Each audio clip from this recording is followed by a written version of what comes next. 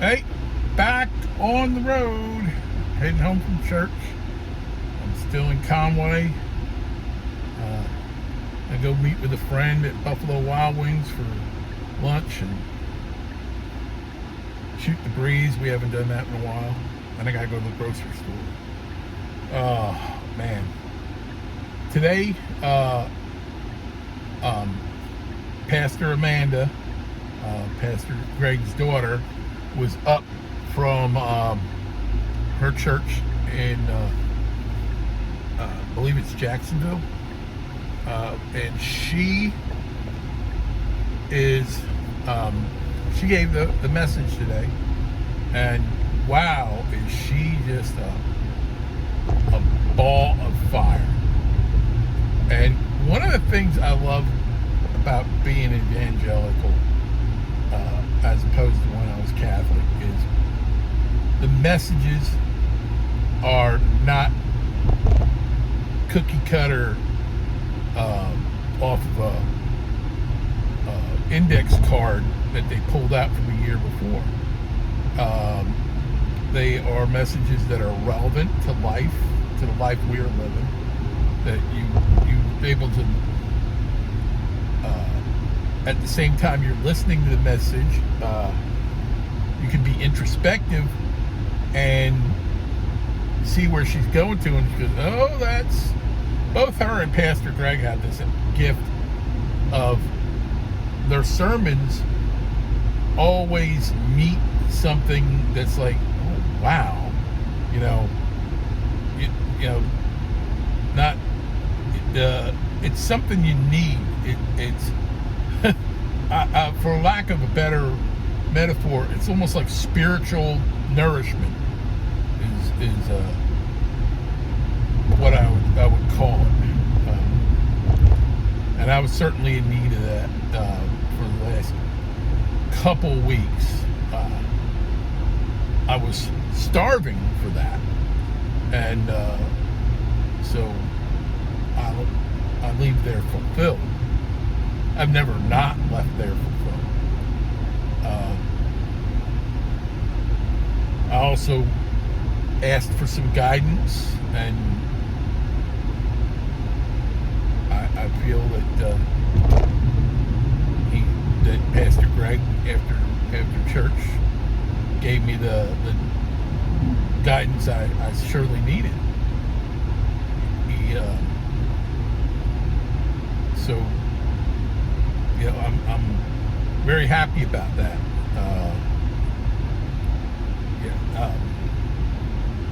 I'm going to get back to politics now. I've always had mixed feelings about Senator Graham.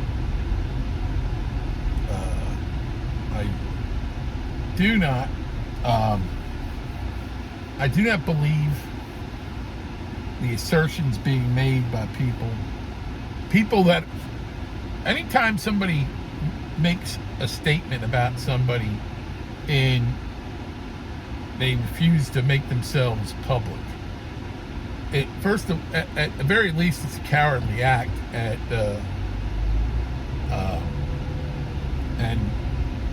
at the most, their assertion is either disingenuous or just a flat-out lie. So anytime I hear that, because we heard dozens and dozens and dozens of things said about President Trump attributed to an unnamed source over the last decade, and they all turned out to be false. So I'm very peculiar about who I believe and who I do not believe when it comes to things like that. So I do not, like I said, I'm not even willing to give these assertions made about Senator Graham and even a voice, considering the source or lack thereof. I believe he is at times politically far afield. He, like other Republicans, sided against President Trump during January 6th and stuff like that to save their own political hides. He didn't vote for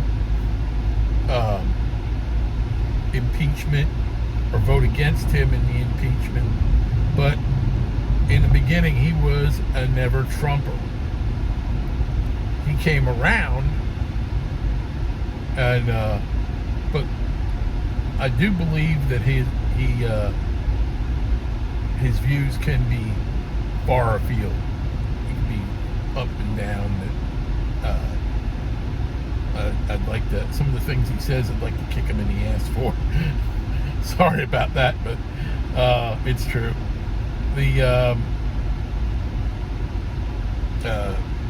But I take a look at this Mark Lynch, I think is his name, that is running against him, and I see who he associates himself with, and that gives me the pause. Regardless of these assertions that are being made about Senator Graham, which are most likely coming from this Lynch guy's followers. Lynch had an event, a speaking event, town hall, and his two guest speakers, one of them was a porn addict that ran for governor in North Carolina last year, and the other one was a guy who had a stolen valor issue. He had a lot of issues. He ran for lieutenant governor of Pennsylvania, and it came out that he beat his wife. And then a veterans group did a FOIA on this guy about his military background. And basically he was saying things that weren't true about his background, his experience, and the achievements that he had made, particularly towards accommodations, medals that he had earned. He served, and I'll give him that. He served, but according to this FOIA request, his DD-214 does not match what he actually did. And now he's running for sheriff somewhere. But this guy has he's gone Pennsylvania to South Carolina. He has unpaid property taxes on his vehicles and a house he had here in South Carolina. So he's a deadbeat tax guy. He moved to West Virginia. He moved to, and now he moved to North Carolina. And he wanted to get involved in South Carolina politics again. And as far as I'm concerned, it went over like a fart in church. Because there's people that have real issues with that.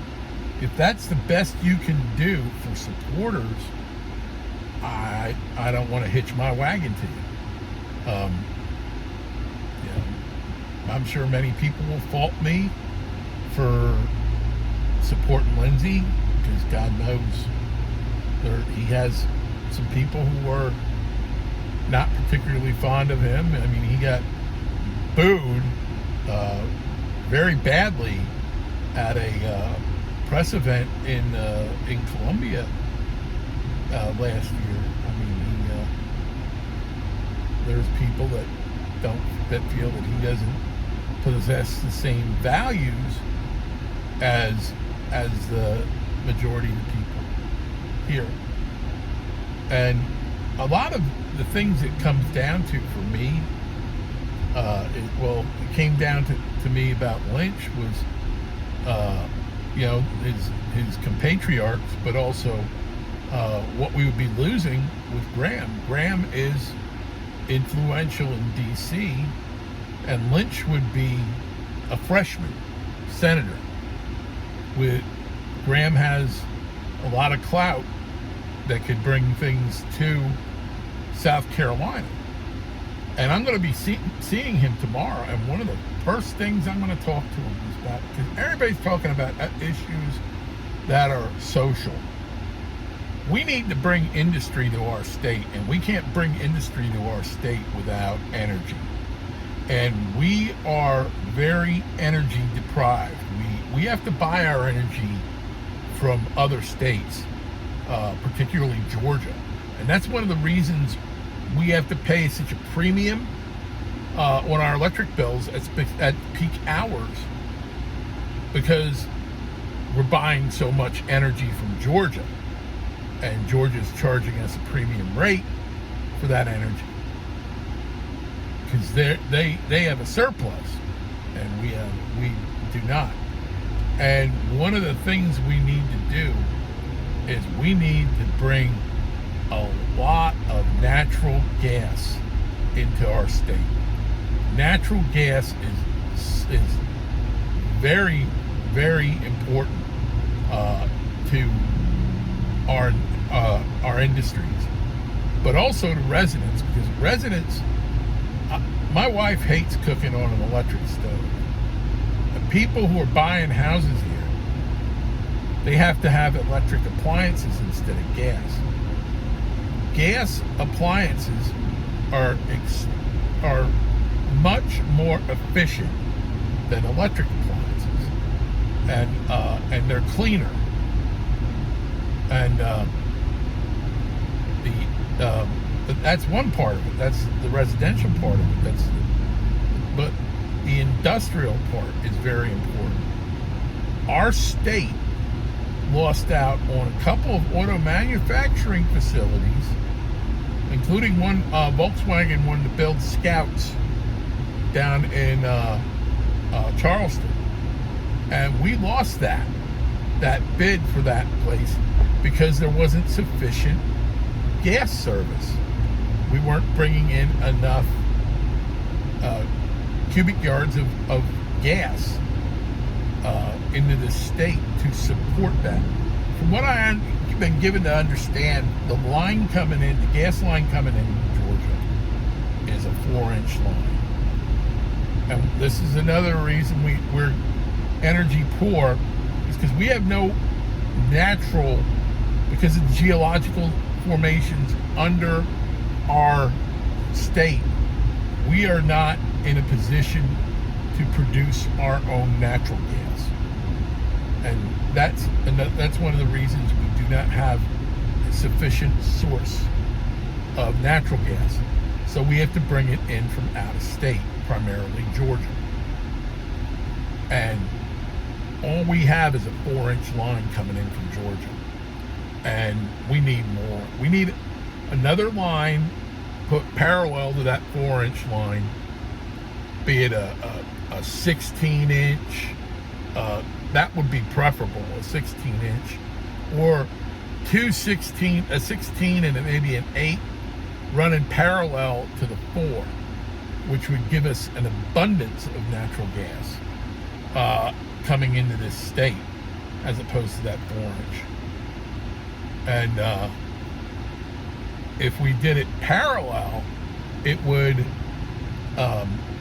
significantly decrease the easements that would be involved to bring in that energy, because there would already be a land easement involved.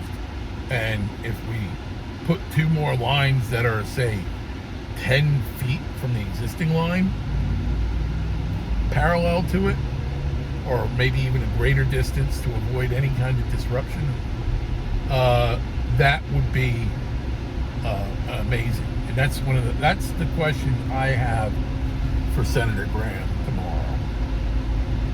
Not regarding these assertions made about him, but like, how are you going to use Trump's deregulation in regards to the EPA to get us more energy here in the state of South Carolina? Because we are energy deprived, and the people who live here are paying for it. So It's not the sexy bells and whistles kind of issue that some people are really into. You know, there's nothing licentious or anything like that. It's not a hot button issue to many people, but it is to me. It is to me because I want our state to thrive. When a state thrives, the economy is good. And right now, we got a huge influx of people coming here, and they can't all work at an Amazon fulfillment center. They can't, we need industry and automotive industry would be great. Like, there are a lot of automotive manufacturing facilities here in South Carolina, but a lot of them went to Georgia and Ohio because we couldn't accommodate them on the natural gas. I believe the Volkswagen plant that we missed out on went to Georgia, and they don't want to go in the upper states, Michigan and all that, because then they're gonna get hit with the UAW trying to organize their plant, and that would be I mean, have you seen the problems that our domestic automotive industry has, and it's predicated on unions. Now, I'm a big one on job security. I was in a union, and I could go on and on and on about how much I hated being a Teamster, about what they did and the poor representation that we had, working 7 years without a contract, which translated into 8 years without a raise. That's just one of the things. While they were playing footsie politically, both at a state, local, and federal level with Democrats, unions do not have the best interests of their members at heart. They do not. It's all about political power with it. And although I was surprised at what Teamsters did this past year in the presidential race,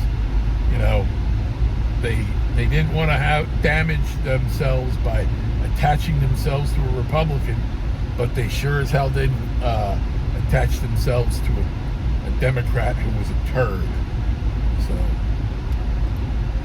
but yeah,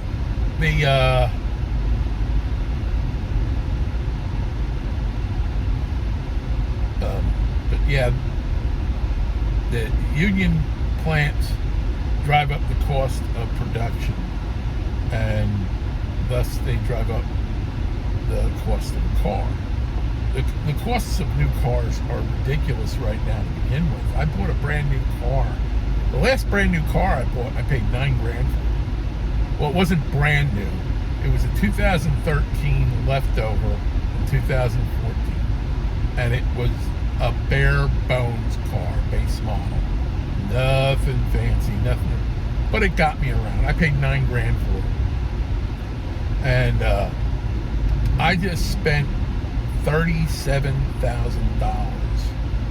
for this Hyundai. Now, it's a beautiful car, gets amazing mileage, and I've never had a car with this many features in it. I mean, it's unbelievable.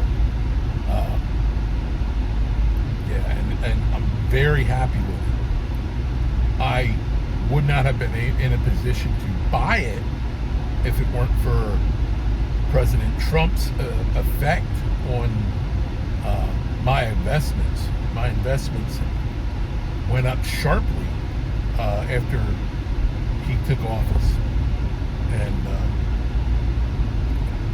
I was able to pull $20,000 out and stick it on this car. I'd still have more than my initial capital investment. So thank you, President Trump, and thank you, Lord, for making this possible.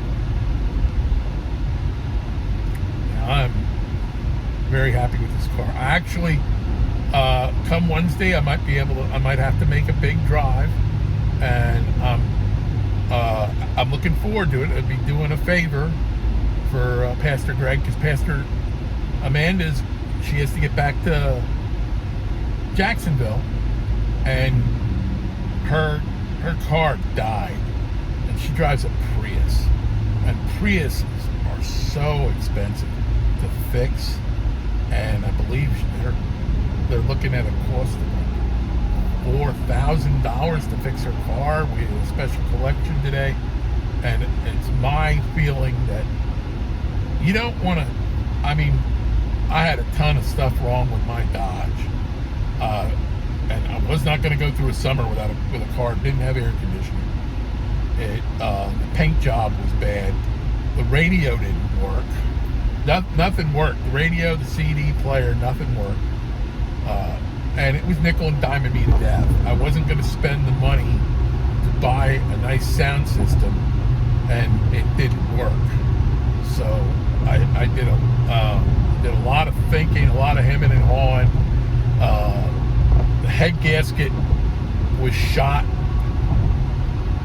I only got $1,000 for it. That's how bad off it was. So, being in the condition it was in, it was time to go. It was 12 years old. 12 years old, I drove the hell out of it. I mean, it made multiple trips from Pennsylvania to South Carolina. Drove it to the Jersey Shore, drove it to Pittsburgh, drove it to a lot. It had buku mileage on it. It was creeping up on 200,000 miles. And now that I live down here, I don't put a lot of mileage on the car. I had this car a month and a half, and I had put 1,000 on it. So I'm not in danger of